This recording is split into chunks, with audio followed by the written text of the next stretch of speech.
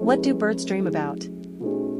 Scientists say, birds enter REM sleep, just like we do. In pigeons, brain scans show that flying-related brain areas activate during sleep. That means, they might be dreaming of flight.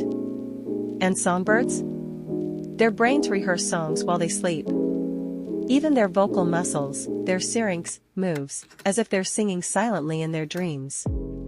And yes, birds process emotion while they sleep. So maybe they dream of music. They dream of freedom. And maybe they dream of you. Birds don't just sleep.